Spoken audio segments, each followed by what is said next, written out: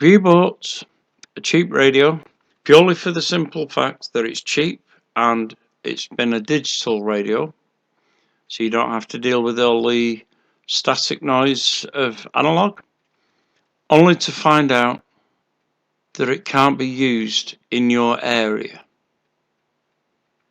This radio is a DMR radio.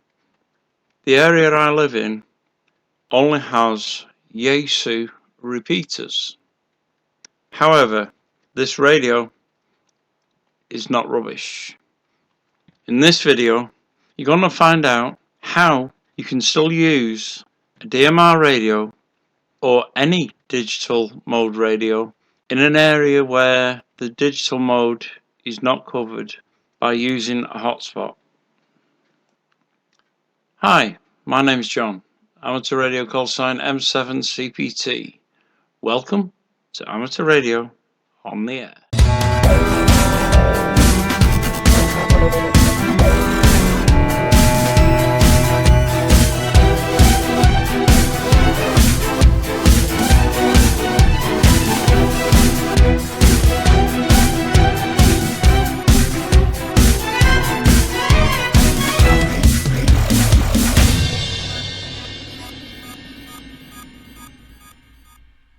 In order to use a radio that's digital in an area that doesn't cover the digital mode for that radio, you will need a hotspot.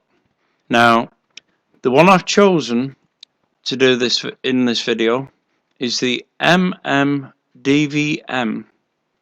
It's the cheapest hotspot.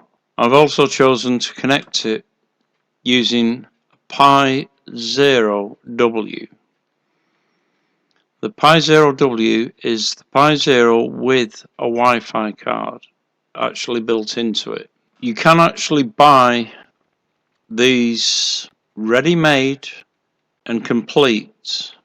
However, not everyone that advertises that they are complete do actually supply the Pi 0W. So be careful on which one you order. Don't pay too much. Well, let's take a look at what arrived in the box of one of these hotspots that said it was complete, tested, and included the Pi 0W. Right, what you'll find in the box, there's a leaflet with instructions for accessing the thing or setting it up. There's nothing actually on construction. This was supposedly a fully constructed hotspot including the Pi 0. It did not come with the Pi 0. Also, it said fully assembled and ready to go. As it arrived, you got the main Pi hat board plus separate display screen. You have the antenna mount with the antenna. You have these two connectors that you can use actually on your Pi. Screws and a couple of spacers. Now the Pi 0, which is the cheaper option I decided to go for. Apparently this can work with a Pi 4, but Pi 0 will be fine for my purposes. This actually does, you can buy this in 3 setups. One has the full back section attached. Another one does not have Wi-Fi. To be sure you've got the one with Wi-Fi, look for this little triangle here,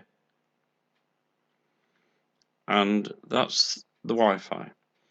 So it's a Pi 0W.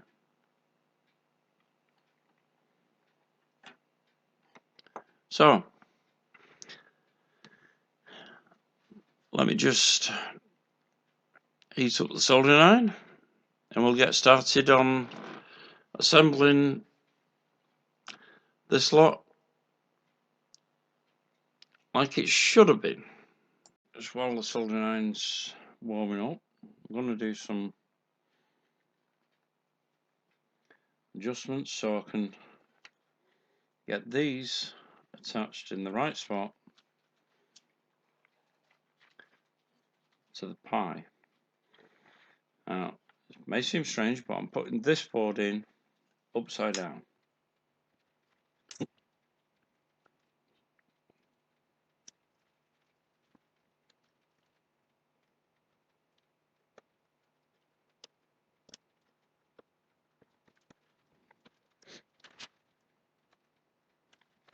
I need to put one of them in. I'm going to place both of these into what will be the top board, or the Pi hats. The Pi hat will go on that way.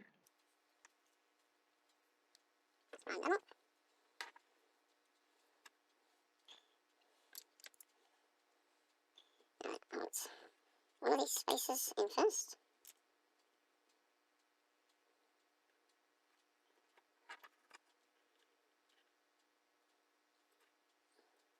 Put spacer into the spacer.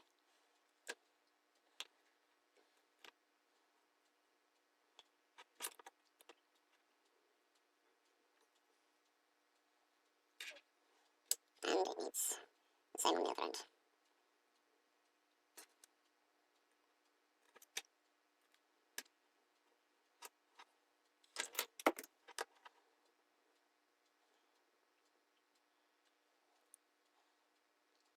That will hold these in the correct place while I'm soldering them in.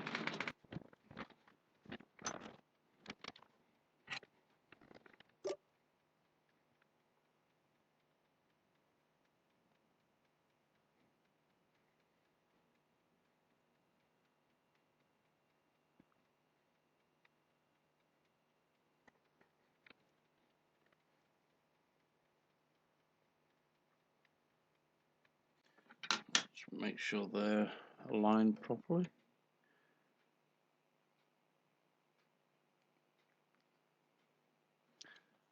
Yeah.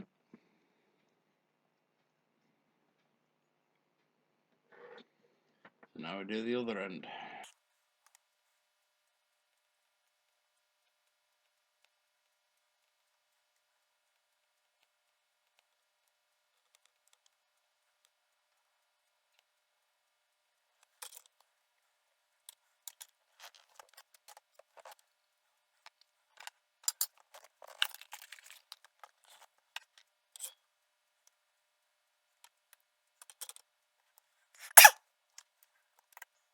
Take them out so I can get the opposite side done.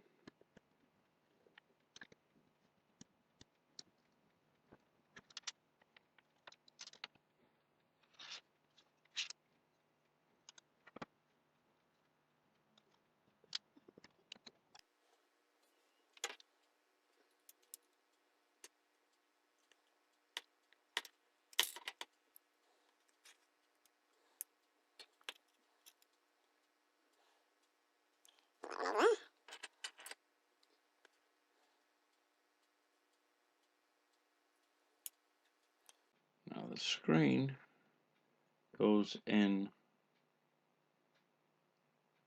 right next to the other set.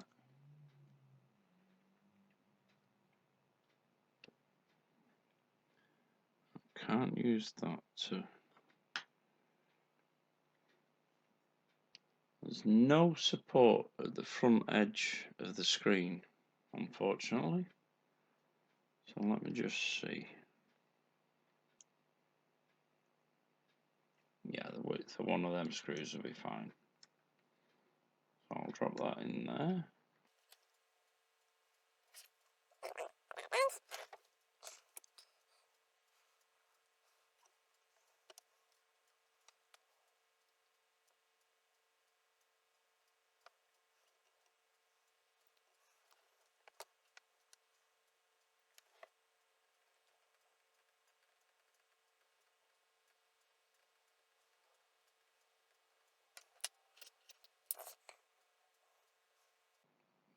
Yep, screen appears to be straight.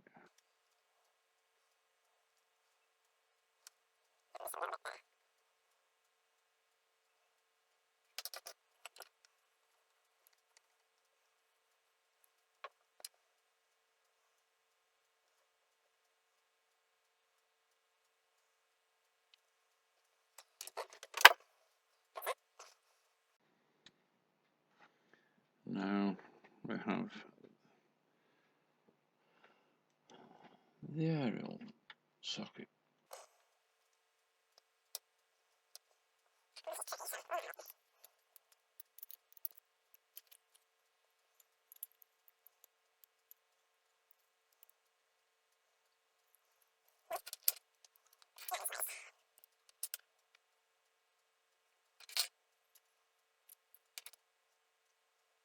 For some reason, the screen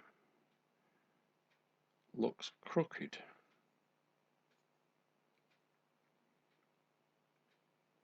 Let me just see if I can straighten that up a bit.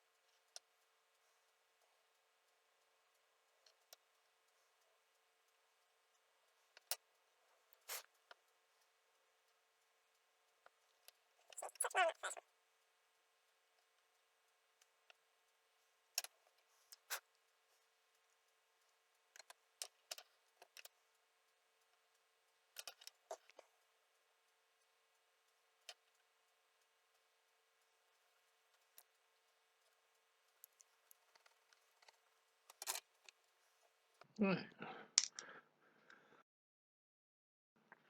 That's all the soldering on that one done, so switch it off and get it assembled.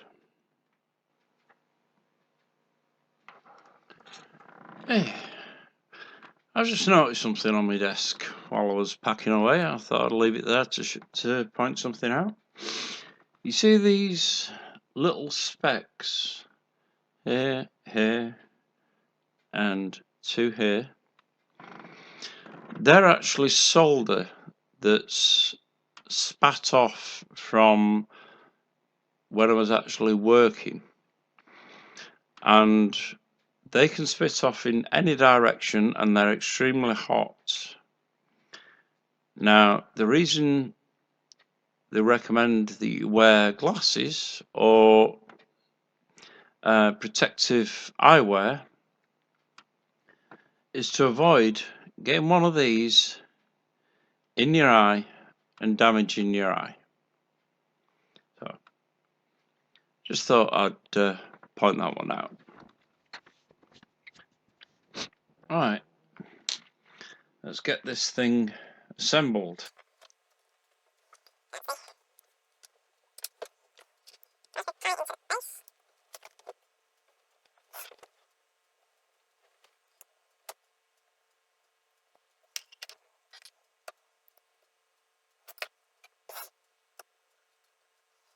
Two small screws in the back.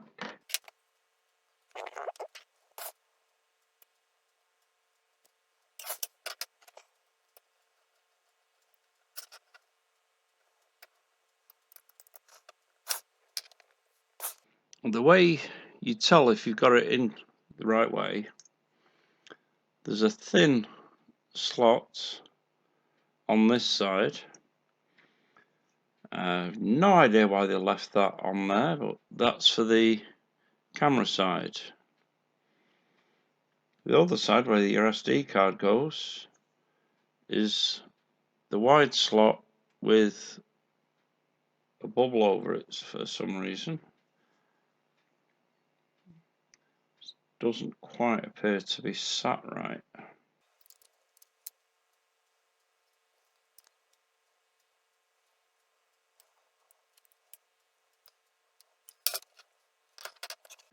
Okay, now put the hat on it.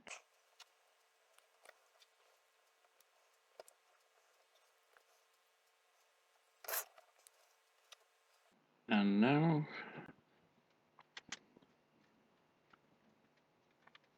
spacers with the long screws.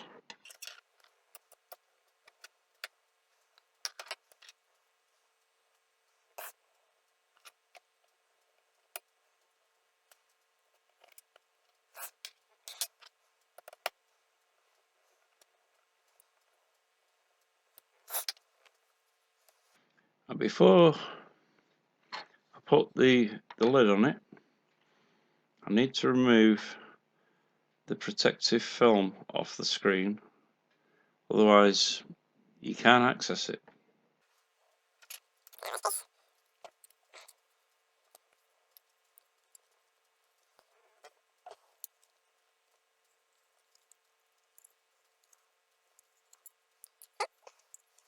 It's all closed up. Put the aerial on it.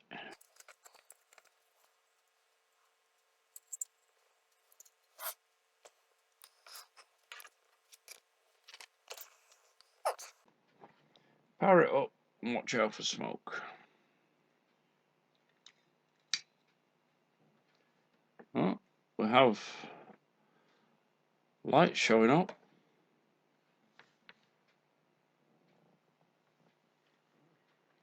Nothing on the display yet.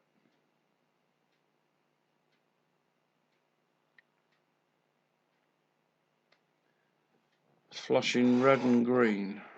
I'm assuming.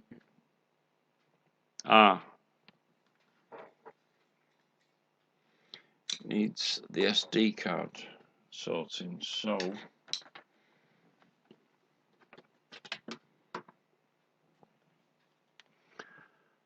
let me just get that unpacked and sorted. In order to get this working, there's going to be a few things you're going to need to download offline. The first place to go is the Pi-Star download page. I'll place a link in the description for you. Now you need to download the version or the latest version that is appropriate to your Pi board. In my case, it's this one here, Pi-Star PRI, and the latest version.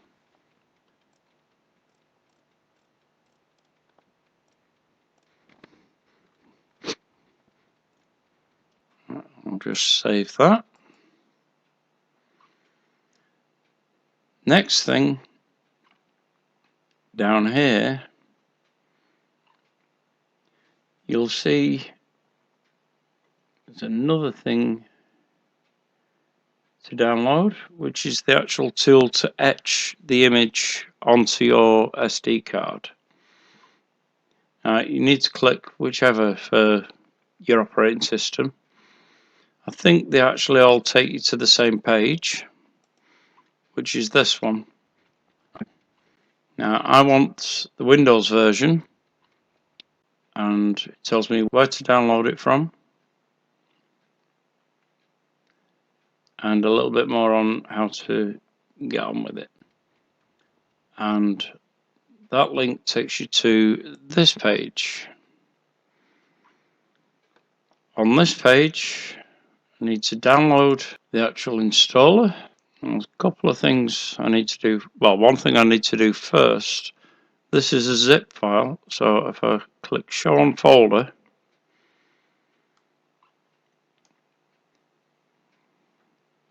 I can extract it to a folder with the same name. So it gets its own folder.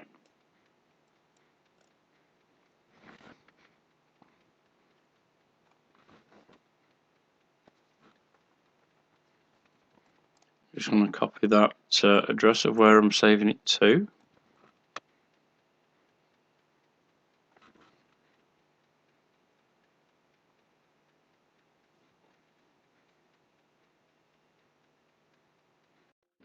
That's extracted, and now I can actually run the installer. Here it is.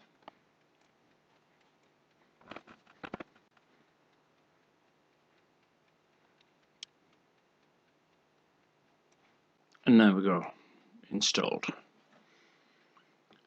So shrink this out of the way.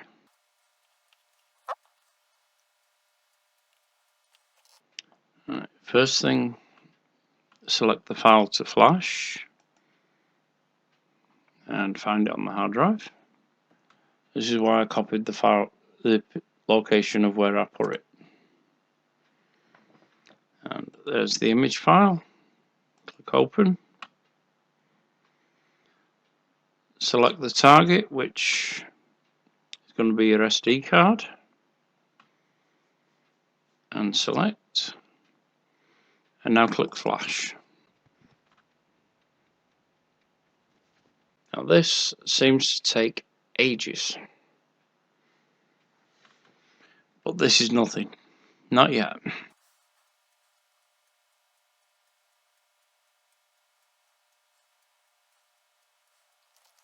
Now it's flashed. Now it's going to attempt to verify it. Now I've tried this before and discovered it fails anyway. So just close the program, don't worry about it, the flash failing. If you look at the actual SD card, the size has changed of the SD card to a 62, well, call it a 63 megabyte card. There is also an additional partition on there that's not showing up, but everything's in there. So now, take the SD card out. Right. Once you've got your SD card out, take it out of whatever adapter you've had to use to put it in the computer and place it in to your hotspot. And then plug in the power. Now you need to wait quite a few minutes for this to actually boot up. Once the Pi realizes it doesn't have access to a Wi-Fi or to the internet, it will activate its own internal Wi-Fi, which will show up either on your phone or on the computer. So I'm going to pause the video, pause recording, and I'll see you in a few minutes. As you can see, no screen, but the light is on. So we just got to wait for it to realize that and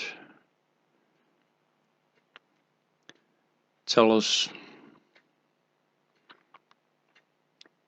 that it couldn't find the network.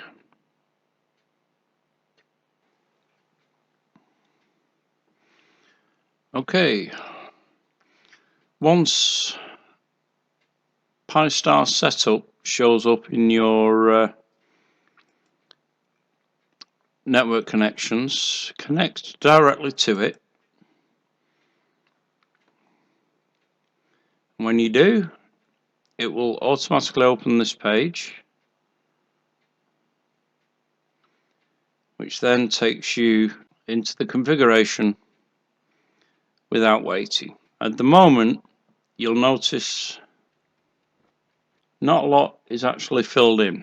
With this particular hotspot, it needs to be on simplex mode, and MMDVM is your controller software. The first thing you're going to have to do is fill in this section. So you'll have to enter your call sign. You'll know my call sign, so there's no need to hide that. Latitude, longitude, locator, town and country, fill in according to yours. Same with the call sign. Your latitude and longitude you can actually get from QRZ, and you enter your town and your country.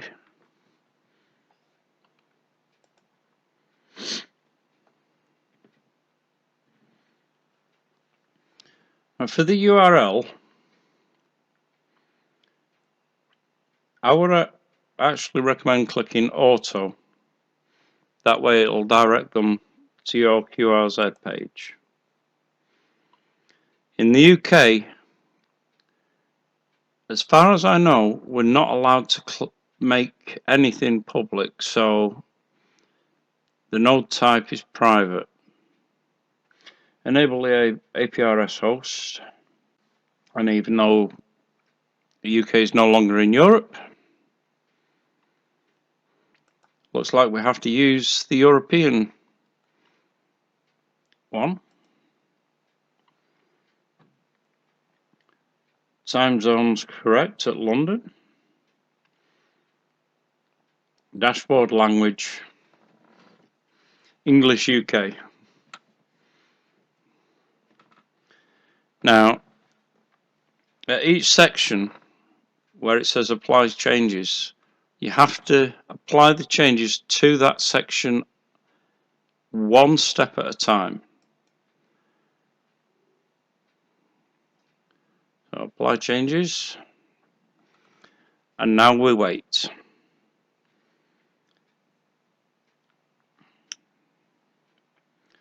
Unfortunately, every time you apply the changes, the thing reboots. Almost done.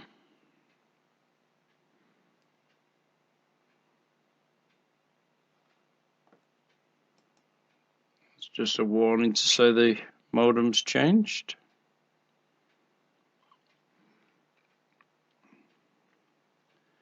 Now then, at this point, you'll notice this is new. But the first thing I recommend you do is come down to this section here and set up your Wi-Fi.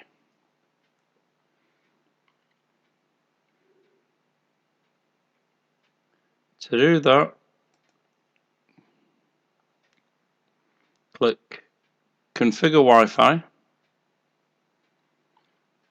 and scan for networks.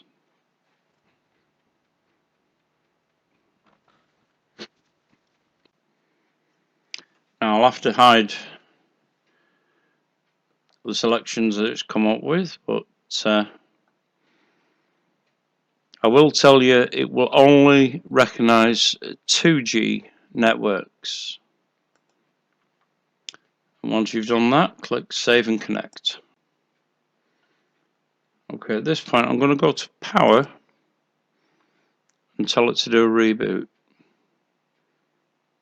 should have the information in there.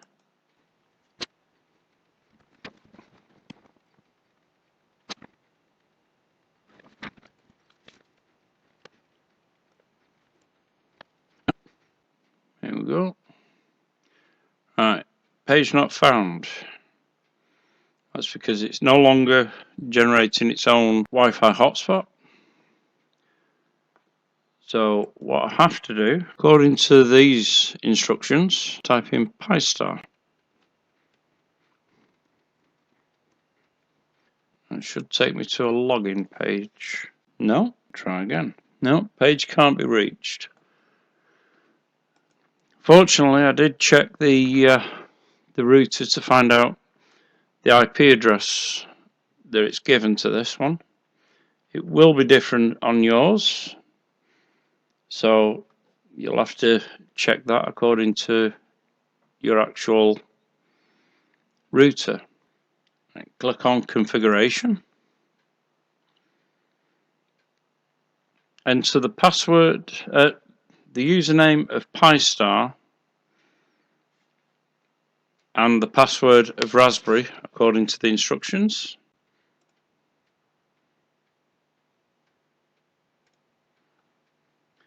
So the first thing we need to do is select the type of digital mode our radio operates in my case DMR.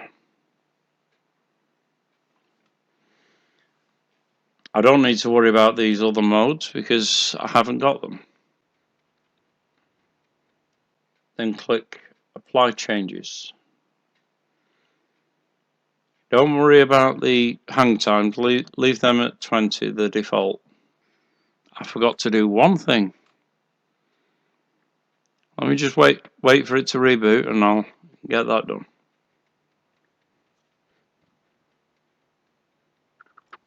There we go. Alright. We have to tell it what the display type is in order to get the display working. In my case, it said it was an OLED. We didn't say whether it was type 3 or type 6. So I'm going to try type 3 first, considering it's only a tiny screen. And I'll click Apply Changes in a second. Well, first things first, let me bring up the router so you can see what's going on with the router. And apply changes.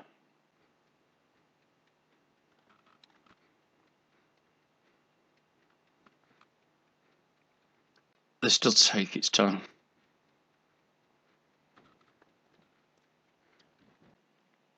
Now we've moved down.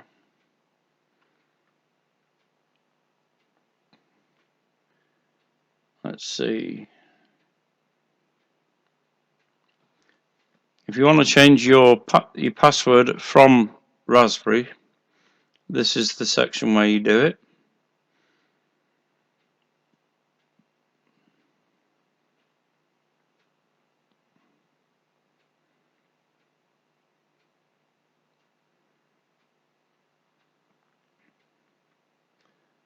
Can't see anything in that section that needs changing. GPS is on.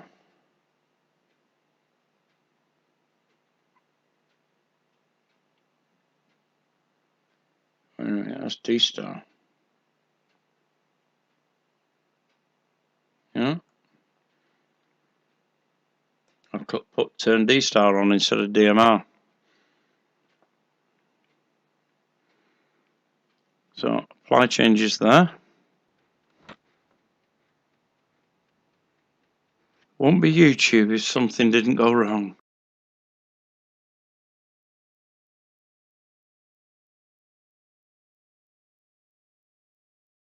Warning again about the modem changing. And if you look down here, we've got DMR configuration. Now, if you're only using one connection, you would go down here and select it, whether it's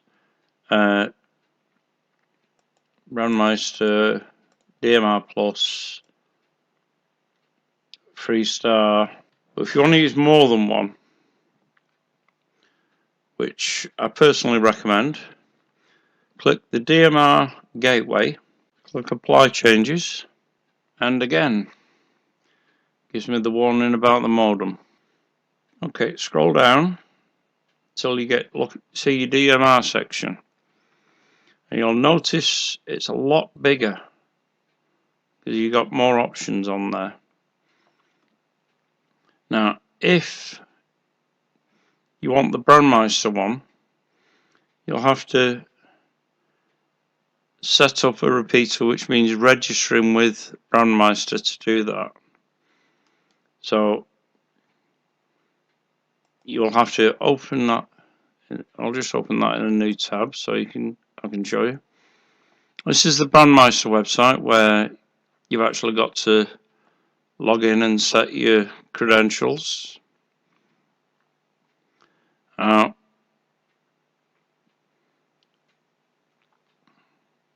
I'll let you go through all that if you desire the Brandmeister server. I've already got mine set up, so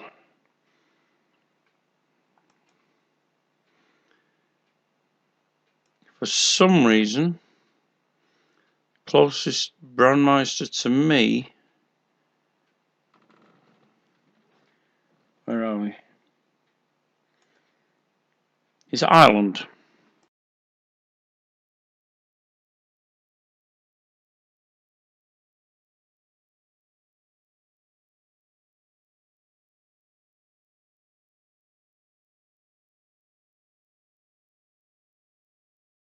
I've only got the one hotspot, so I'm just going to call it number 1. DMR Plus Master does not actually need to be registered. However, I'm told for some reason Phoenix K is my nearest server on that one, so I'm going to select that. Again, tell it I've only got number 1 for the hub, and turn that on. The XLX master, don't need to change anything, just turn it on and click apply changes. Make double checking that the Brandmeister hasn't gone off.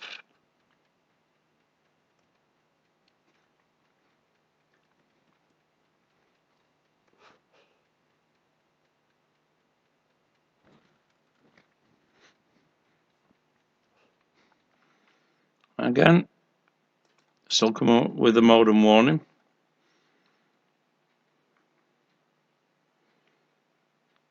Oh, one thing I forgot to mention, you will have to get a DMR ID. Now, I so happen to have one, so let me just type mine in. I'll hide this from everyone, so it's not actually, you don't actually need to know mine. And apply changes. Okay.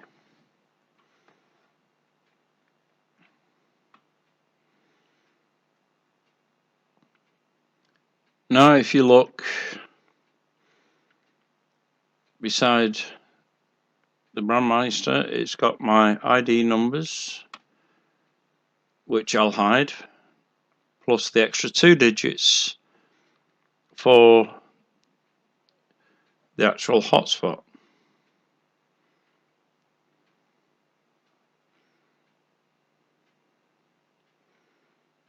Modem's all connected, everything seems okay.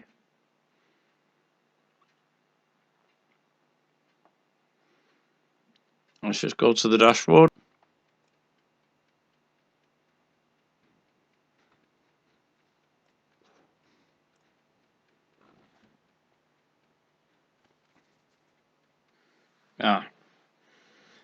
Here's the bit I forgot. Radio modem type.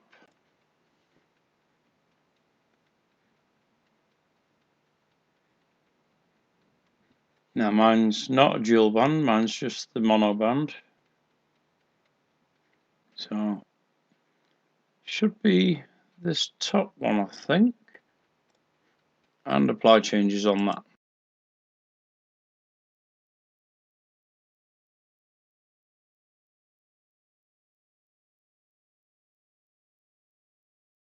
Oh, we have activity on the screen.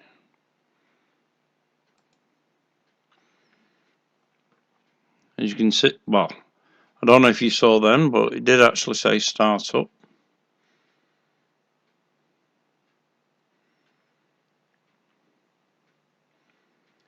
Let's just go to the dashboard and see if it's gone active.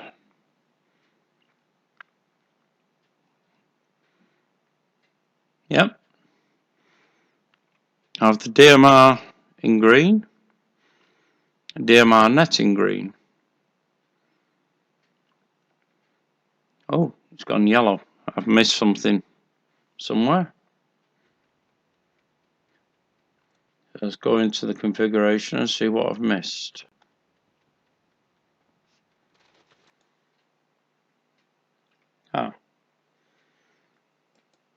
Let's try the United Kingdom one.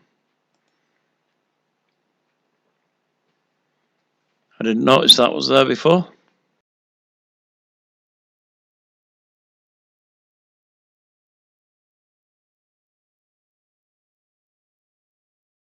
We've got startup showing on the screen.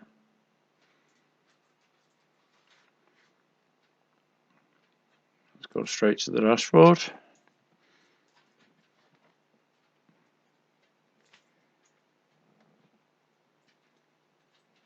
The screen's gone blank. DMR net is green. Listening.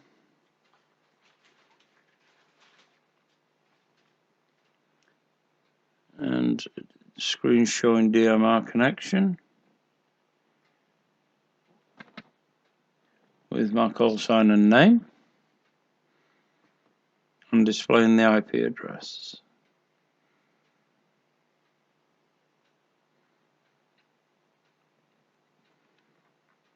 And it's gone back to yellow. So that's something else. Frequency. Go back to the configuration. I thought so. Now, the frequency in the instructions isn't the same one that I actually want. So, let me just enter the one I want and apply the changes to that. Now, there is a reason I want this particular frequency. I'll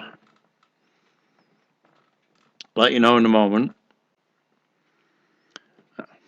I've just noticed the one thing I'm missing. Brandmeister requires hotspot password to log in. So let me just type that in and apply changes. Right, let's go to the dashboard, see what's showing up. It's all showing up fine. Showing my call sign in there. So configuration. Actually, I can leave it on dashboard for this. Let's go to the repeater list. Now I should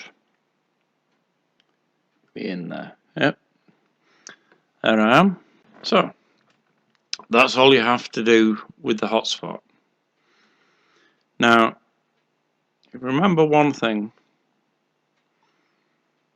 I mentioned a frequency.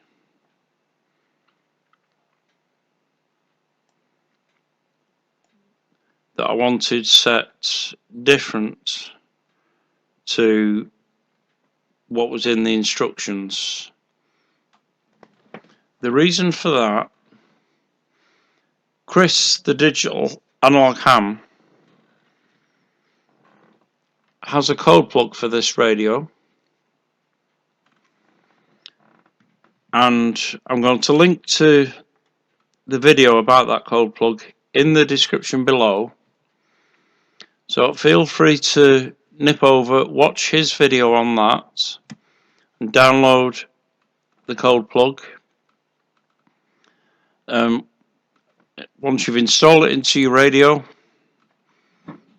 everything will work fine.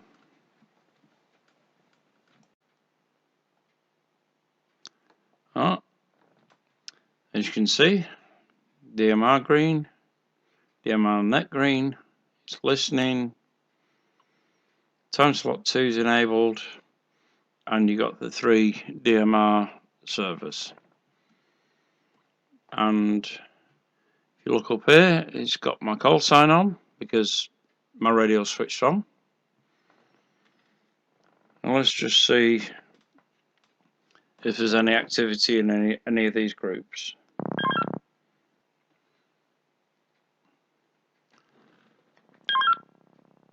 This is Mike 7, Charlie Papa Tango, calling for a radio check, please.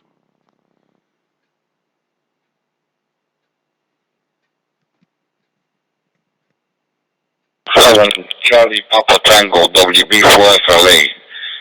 Sounding good over here in South Miami, Florida.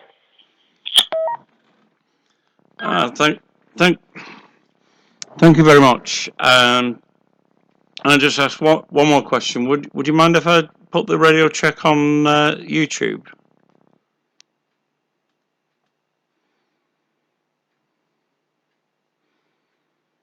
Sorry, I didn't get that. I was just wondering if you minded me putting the radio check on YouTube.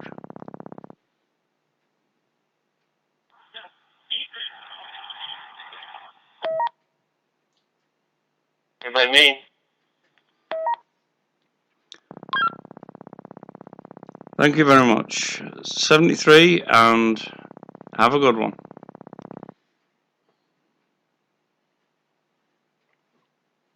Hey, thanks for the contact and 73s. Have a great day.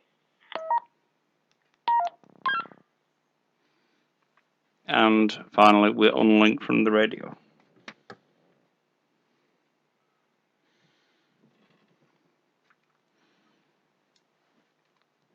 So it works. And it works well. Quite a nice sound and pretty loud. Now, some people do actually log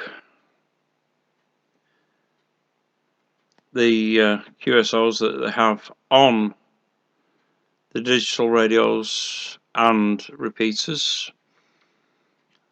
but a lot of people don't actually think it's worth logging a call on a repeater. Don't know why.